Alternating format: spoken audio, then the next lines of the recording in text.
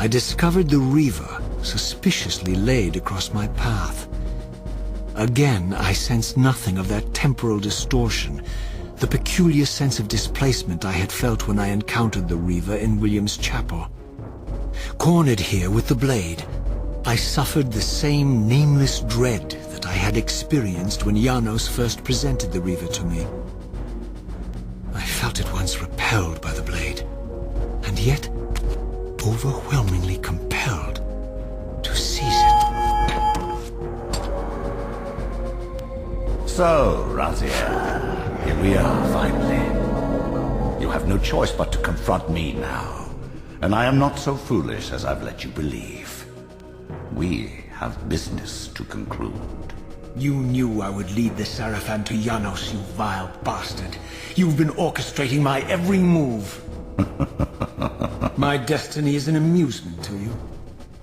It was fun while it lasted. I think not, Raziel. Malik, do not let this creature leave. He poses a danger to the Circle. Poor, deluded Raziel. Did you somehow imagine you had the guile to change history on me? I'm the Time Streamer. I knew your every intention before you did, you imbecile. Call your dogs! They can feast on your corpses! Lord Mobius, there is trouble within. The Circle is under Hold attack. fast, Malik. This one is the real danger to us. What are you trying to concoct here, Mobius? You toxic creature. Did you imagine I'd simply allow you to run loose, corrupting everything you encounter? I admit that I've underestimated you to this point, Mobius.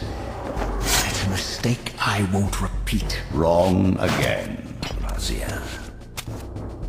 Now, Malik, bolt the door. Using his staff to disable my Wraithblade, Mobius effectively disarmed me, leaving me with only one choice of weapon. And yet I confess, it was not the lack of options, but blind rage that made me take up the Reaver. In my fury, it felt as though my hand had acted of its own will.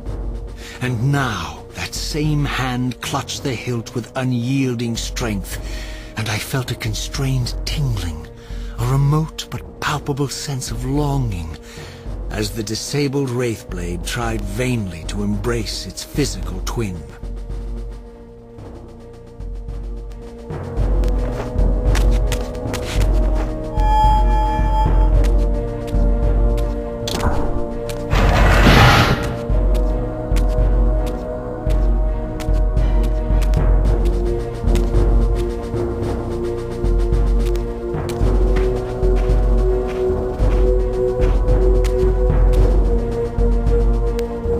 Come to take your revenge, demon.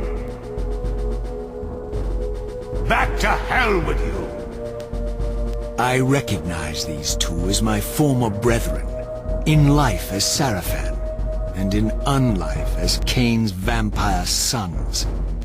Melchiah and Zephon, the weakest of Kain's brood.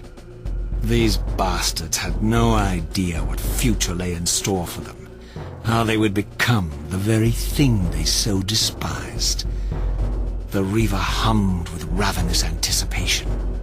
Janos had called it a vampiric blade, endowed with the power to drain its victims of their lifeblood. I was eager to see what the Reaver would do to these two.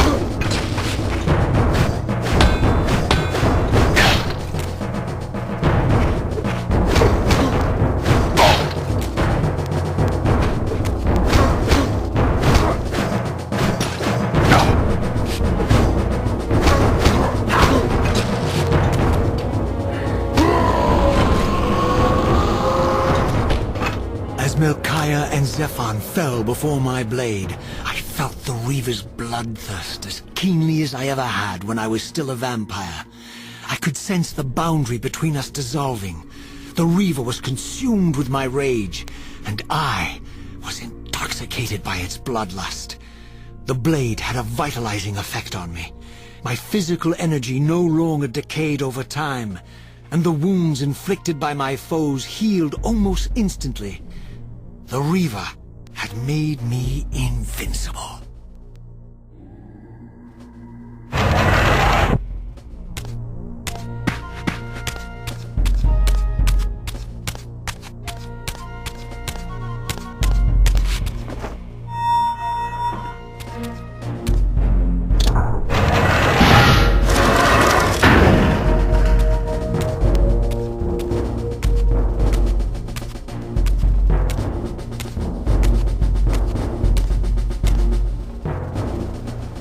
Have you come to reclaim the monster's black heart? You'll have to get through us first.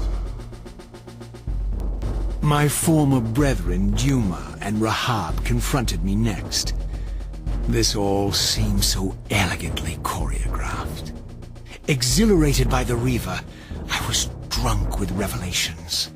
I could finally appreciate the delicious irony of Kain's blasphemous private joke, and I reveled as I colluded with him across the centuries.